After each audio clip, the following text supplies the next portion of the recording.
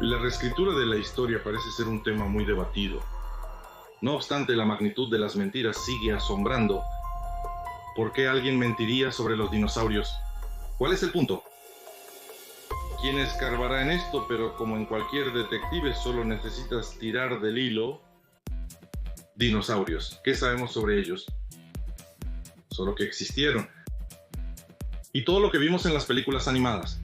Varios parques del período Jurásico, viajes al centro de la Tierra, la era de hielo y un poco del canal National Geographic.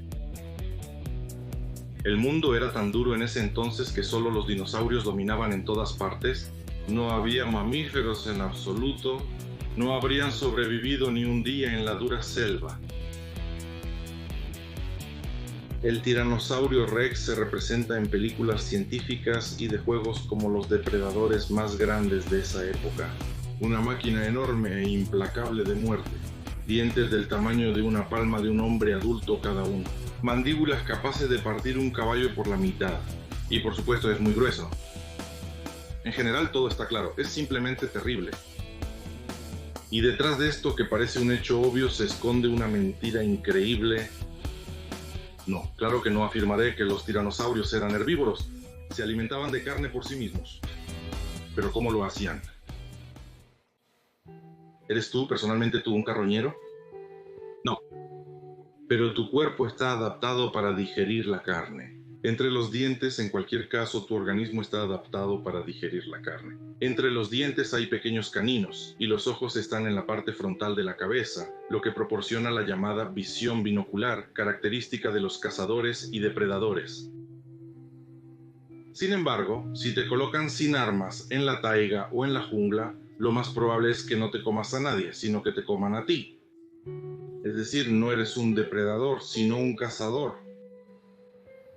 La diferencia es que la naturaleza ha equipado a los depredadores con todo lo necesario no solo para rastrear a su presa, sino también para destruirla con éxito.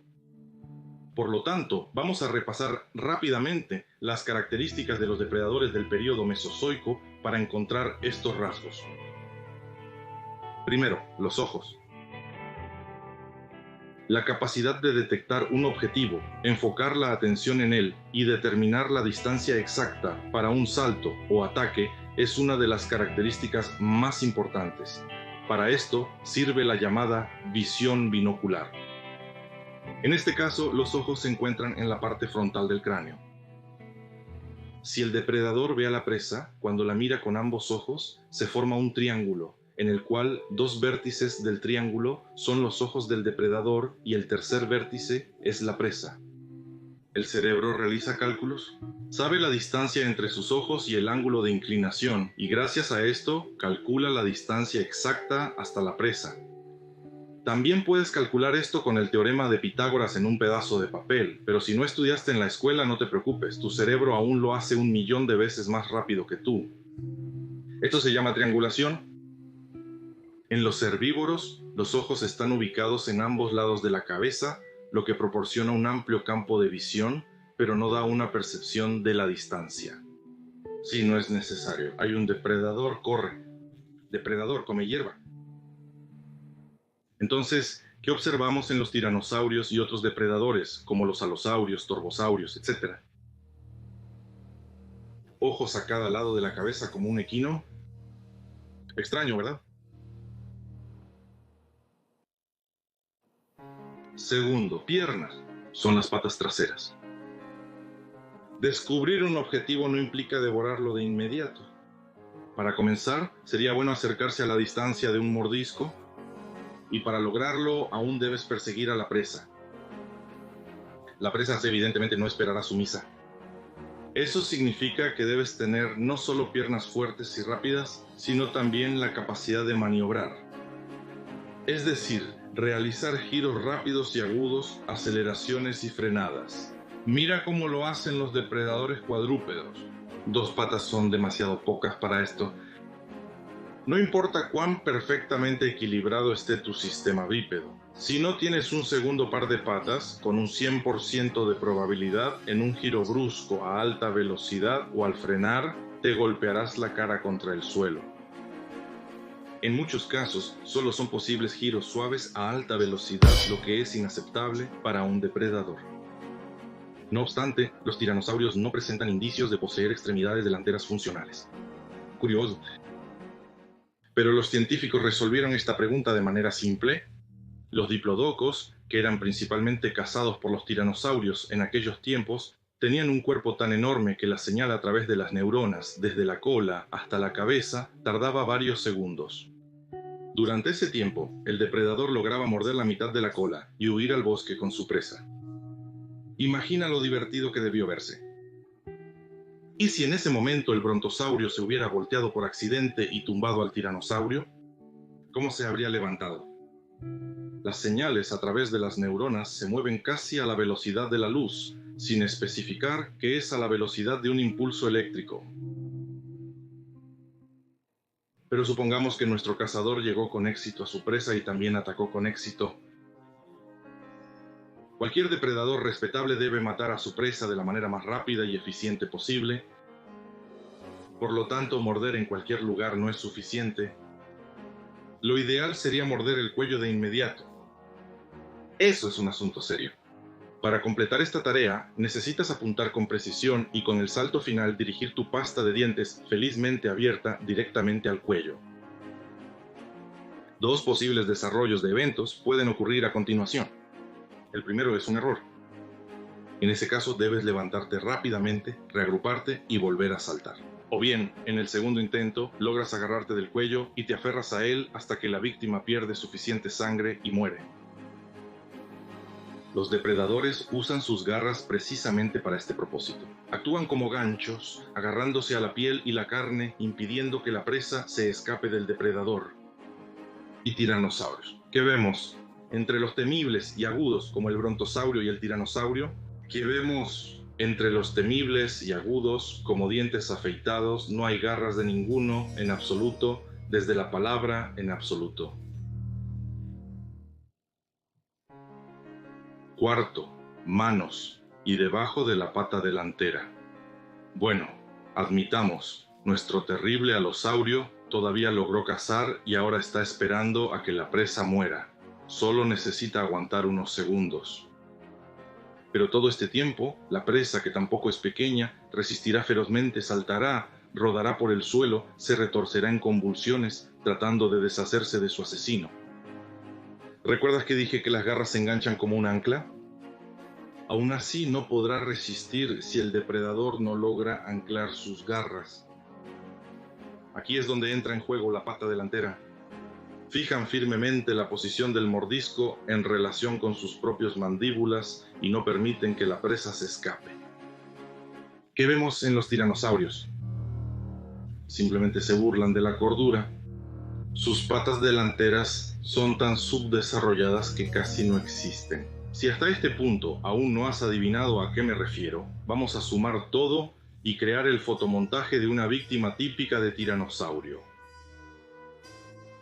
Así que la víctima nunca sintió peligro, nunca huyó, nunca se resistió, nunca intentó escapar.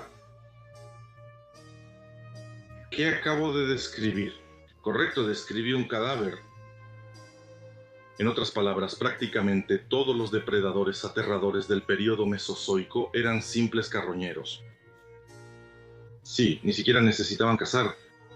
Imagina un brontosaurio que pesa entre 100 y 120 toneladas.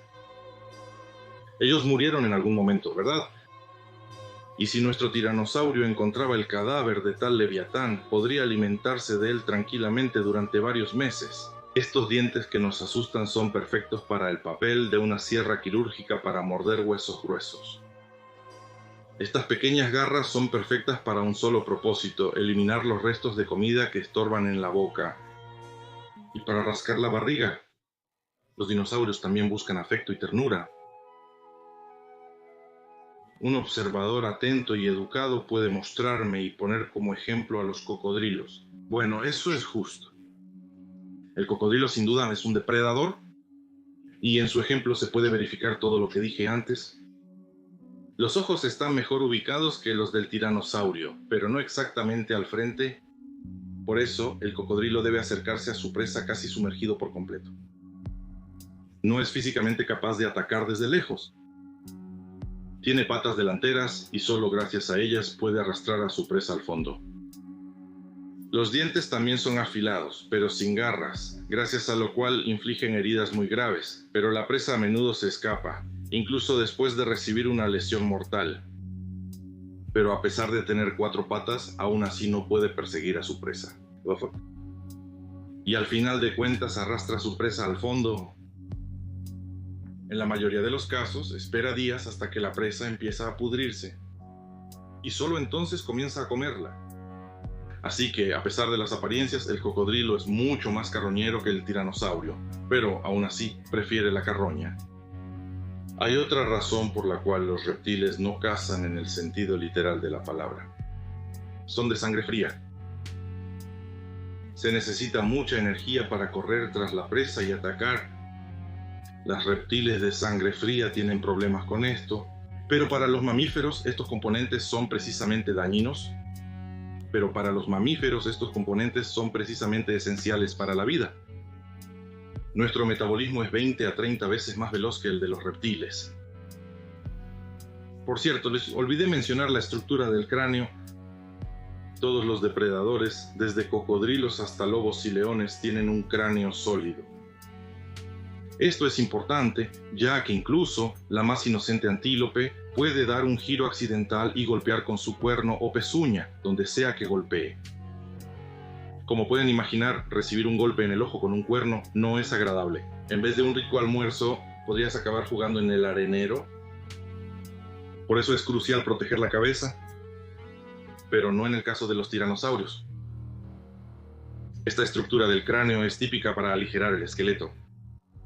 Se encuentra en las aves, por ejemplo, pero para que un hiena o cualquier triceratops, al caer con su largo cuerno en este agujero, inmediatamente desenterrara un puente en la mandíbula de la serpiente.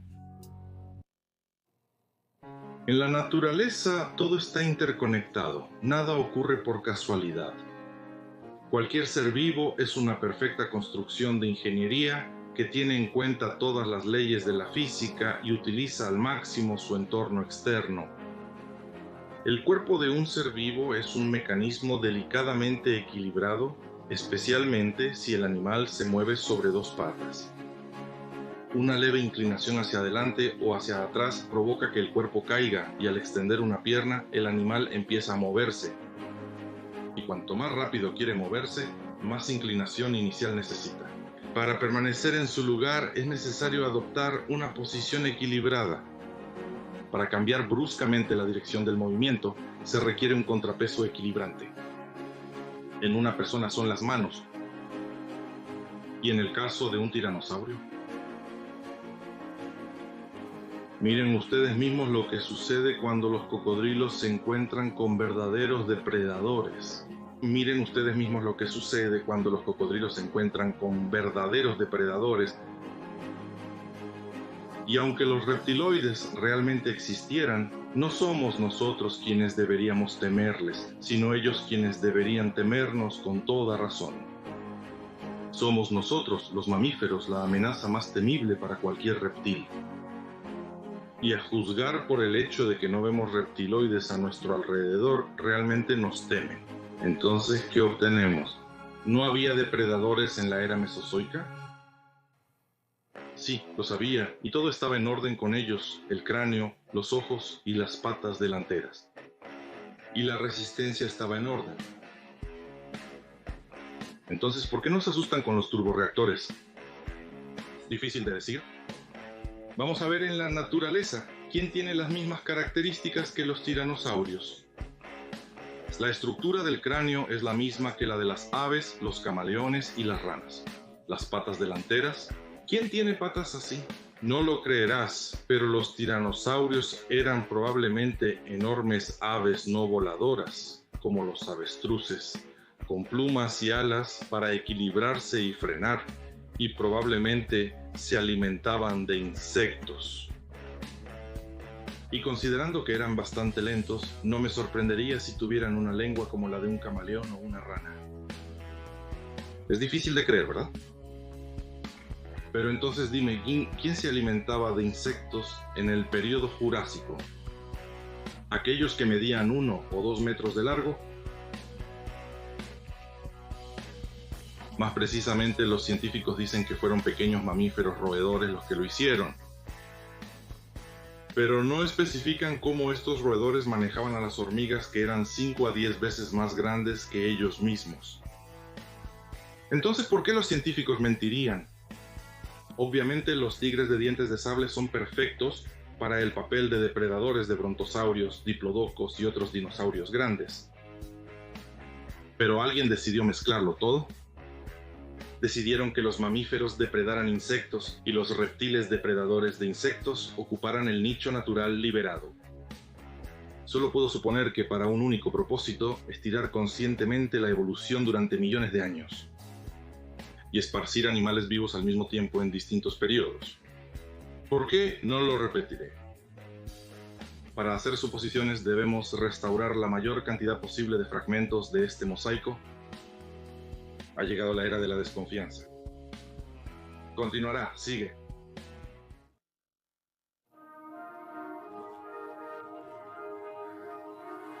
Y si ves un error en mi lógica, no dudes en dejar un comentario enojado debajo del video, claramente, correctamente y sin errores.